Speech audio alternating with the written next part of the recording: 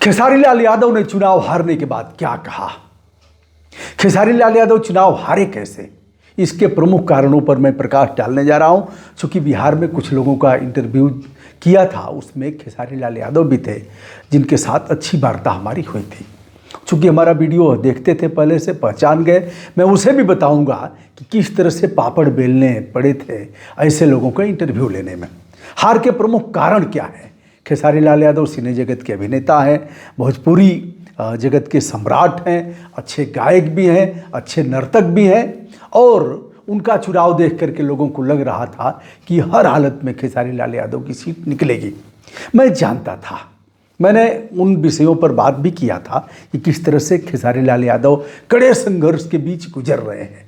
खेसारी लाल यादव चुनाव नहीं हारे हैं, चुनाव हारा है आरजेडी। आरजेडी के लोगों ने ही, उनकी खराब आदत ने ही खेसारी लाल यादव को चुनाव हरा दिया। खेसारी लाल यादव एक मजे मजाए नेता की भांति, जैसे मैंने टटोल करके देखा, छोटी कुमारी जो चुनाव जीती हैं, अगर देखा जाए 44,773 मत इन्हें मिले हैं और खेसारी लाल यादव को 37,034 मत मिले हैं। हमने पूछा छोटी कुमारी के बारे में, उन्होंने कहा छोटी दीदी से मैं सलाह लूँगा, जिला परिषद की अध्यक्ष रही हैं और मैं उनसे जानूंगा, यदि हमारा चुनाव निकलता है तो मैं उनसे सीखूंगा। हमने कहा एक आईपीएस भी लड़ रहे हैं जिन्होंने एडीजीपी पद से स्वैच्छिक सेवानिवृत्ति लेकर के चुनाव में कूद पड़े हैं, जनसुराज के जयप्रकाश सिंह जी। खेसारी लाल यादव ने कहा वो हमारे पिता के समान हैं और अगर पुलिस सुधार के मामले में हमें कुछ पूछना होगा, जानकारी लेना होगा, तो मैं जयप्रकाश बाबूजी से इसकी जानकारी लूँगा। हमने कहा जनसुराज की बात किया तो उन्होंने कहा प्रशांत किशोर जी से मैं मिल करके उनसे जानूंगा कि कैसे पलायन को रोकना है। सम्राट चौधरी ने कहा था कि जब किसी को कोई नहीं मिला तो नचनिया बजनिया को टिकट दे दिया। खेसारी लाल यादव ने हमारे इस प्रश्न पर कहा कि सम्राट चौधरी डिप्टी सीएम हैं, हमारे बड़े हैं, अगर वह हमें कलाकार कहते तो अच्छा लगता, लेकिन फिर भी अगर उन्होंने ऐसा कहा है, उनको इससे खुशी मिल रही है तो हमें कोई एतराज़ नहीं है। दोस्तों यह रहा। अब उन कारणों पर मैं जाता हूं जिसकी वजह से खेसारी लाल यादव चुनाव हार गए। आरजेडी इसमें बड़ी भूमिका है चुनाव हराने में। यद्यपि रवि किशन भी आए हराने, केशव प्रसाद मौर्य आए और भी बड़े बड़े नेता वहाँ गए, प्रधानमंत्री जी से लेकर के मुख्यमंत्री जी सबने सभाएं किया ही। लेकिन जो कारण मूल है, एक तो संगठन का इनका कोई ढांचा नहीं है, दूसरे ऐसे कर करके अभी मखनचुआ आएगा, देख मखनचुआ, यह मत समझना कि मैं चमचागिरी कर रहा हूँ पीएम मोदी और आदित्यनाथ योगी जी की और खेसारी लाल यादव और तेजस्वी यादव की। एक वीडियो में भी मैंने अखिलेश यादव और इन लोगों के लिए हाँ कुछ अच्छा किया है तो मैंने उसकी प्रशंसा भी किया है, लेकिन कभी ऐसा नहीं किया, एक भी वीडियो में कोई यह नहीं बताएगा कि मैंने कभी चमचागिरी किया है। लेकिन मखनचुआ अपना जमीर गिरवी रख दिया है तो उसे लगेगा। अगर खेसारी लाल यादव इतने के बाद भी कह रहा है कि रवि भैया बहुत अच्छे हैं, तो इसको क्या मानेंगे? चुनाव हारे या जीते कोई दिक्कत नहीं है। और मुझे तो लग रहा है कि चुनाव हारने पर अच्छा हुआ है खेसारी के लिए। बर्बाद हो जाता विधायक बन करके क्या करेगा? अब यह नहीं है कि खिसियानी बिल्ली खम्बा नोचे, लेकिन जहां प्रचंड बहुमत है एनडीए की, वहां एक विधायक बनकर के क्या कर लेता? दूसरी बात, जिस विषय में है रवि किशन अच्छी फिल्में हम नहीं कर पाएंगे, मनोज तिवारी उसके बाद से अच्छे अभिनेता नहीं हो पाएंगे, समय नहीं मिलेगा यारो। जो गाना गा रहा है मैथिली का देखिएगा। हमारी बधाई, जीत की बधाई। मैं नहीं चाहता था मैथिली चुनाव लड़े, मैं चाहता था जिस क्षेत्र में है उस क्षेत्र में अपना योगदान दे। ऐसे लोगों की वजह से बहुत सुधार हुआ है, जगह जगह लोग गीत गाएंगे, पसंद करने वाले हैं। अब देखिएगा नया कुछ मैथिली नहीं कर पाएंगी, वही घिसा पिटा चीज़ें, वही भजन और वही सब। जानता हूँ हमारी बातें अरुचिकर लगेंगी लोगों को, लेकिन सत्य यही है। अब दिनेश लाल यादव निरहुआ सांसद हुए, लेकिन उसके बाद का समय देखिएगा, उसके बाद नया कुछ नहीं कर पाएंगे। दिन भर हम जैसे लीडर थे तो हम पढ़ लिख नहीं पाते हैं। जानते हैं क्यों? मोबाइल खुला रहेगा तो इतने फ़ोन आएंगे, नाद चरण, थाना, पुलिस, तहसील, या हुआ लोक व्यवहार। हम नेता थे, अब वो चीज़ें चाह करके भी ख़त्म नहीं कर पाएंगे। तो हमारा जो विद्यार्थी जीवन होना चाहिए वह चाह करके भी हम अपना ले नहीं आ पाएंगे, आ नहीं पाएगा। हम करेंगे तब तक फ़ोन आएगा, करेंगे तब तक कोई ना कोई समस्या आएगी, तब तक निमंत्रण है, तिरही है, बरही है, हवन है, पूजन है, जाप है, रिश्ता नाता है। आइए दोस्तों, विषयांतर न होते हुए हार के कारणों पर बता रहा हूँ। एक तो मुंबईया टीम, जिसे कुछ पता नहीं था। मुंबईया टीम आई थी, वही एक तरह से मैनेजमेंट भी उन्हीं का था।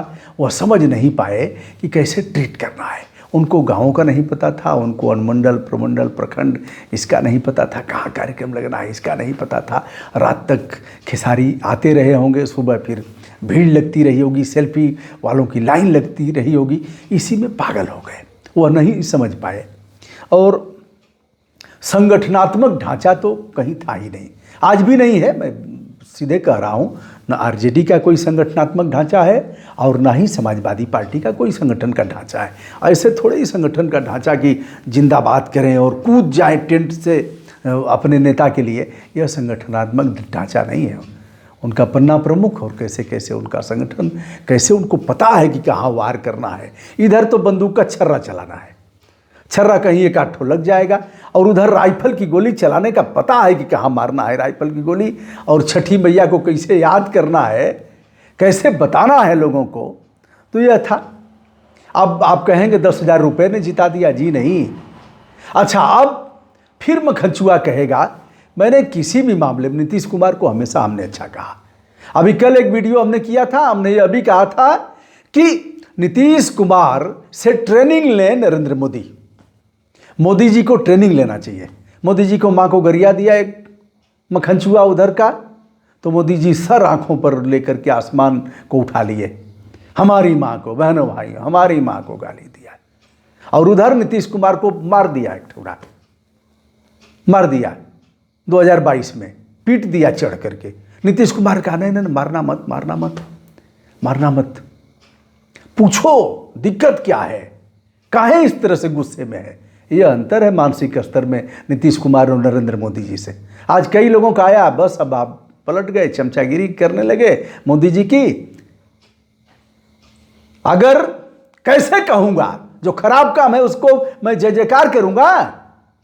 अगर नौकरी नहीं मिल रही है, आउटसोर्सिंग की नौकरी मिल रही है, भ्रष्टाचार चरम पर है, थाना, पुलिस, तहसील, चमचागिरी करूंगा।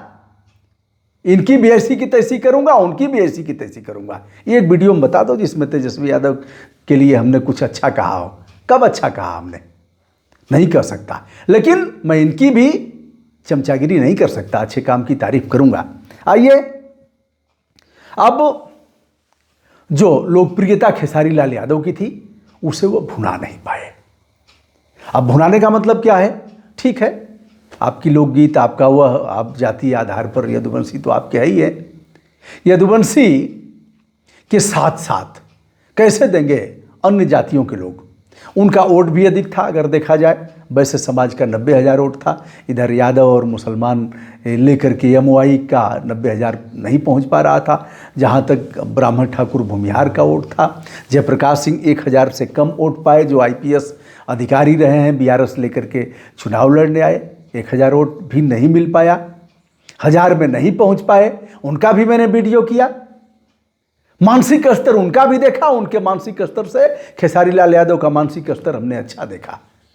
अब जयप्रकाश सिंह के लोग गरियाएंगे, भाऊ साहब लोग आएंगे। अब बताएं, जयप्रकाश सिंह जी से हमारी बात हुई, उन्होंने कहा कि आप वहाँ विद्यालय के पास रहिएगा। हम पहुँच गए, हमने कहा कहाँ किया जाएगा? आइए विद्यालय में, सरकारी विद्यालय में। हम कहा सिंह साहब, सरकारी विद्यालय में आप प्रत्याशी हैं, उसमें जा कर के इंटरव्यू नहीं कर सकते। फिर लगे अंग्रेजी बोलने, हमने कहा अरे हिंदी भाषी हैं लोग, आइए। तो ऐसे करके मैंने देखा तो खेसारी लाल यादव ने उनके प्रति क्या कहा, और खेसारी लाल यादव को उन्होंने कहा 15 दिन कह रहे हैं कि रहेंगे हम, और 15 दिन कहाँ जाएंगे लोग? 15 दिन मुंबई में रहेंगे, 15 दिन यहाँ रहेंगे। अब जो जयप्रकाश सिंह जी का मोबाइल नंबर था, अब वह दूसरा कोई उठा रहा है कि यह नंबर हमारा है, जिस नंबर से उनसे बातचीत होती रहती थी। हम अगले वीडियो में बताएंगे कि प्रशांत किशोर किस तरह से गच्चा खाए हैं। वो अभी या तो मानसिक रूप से मान लिए हैं कि हमसे जैसा किसी का दिमाग नहीं है, हम जो कह रहे हैं वही सही है। यह भी उनका कारण है। खेसारी लाल यादव के बारे में अन्य राजपूत ने नहीं दिया वोट, भूमियार ने नहीं दिया, बनिया देगा ही नहीं, बनिया तो भारतीय जनता पार्टी के परंपरागत वोट हैं। तो इन लोगों ने कमोबेश वोट दिया होगा। और छोटी का संगठनात्मक ढांचा मजबूत था, छोटी चुनाव नहीं लड़ रही थी, लड़ रहा था संगठन। आरजेडी चुनाव नहीं लड़ रहा था, लड़ रहे थे खेसारी। अन्य कई बिंदुओं पर हम करेंगे, वीडियो लंबा होगा दोस्तों, इसलिए यही उपसंहार करता हूँ। विनम्रता के साथ हमारा प्रणाम स्वीकार करें। ना काहू से दोस्ती, ना काहू से बैर, और आगे भी अन्य सीटों पर अपने ढंग से विवेचन करते रहेंगे। प्रणाम, नमस्ते, शुभकामना।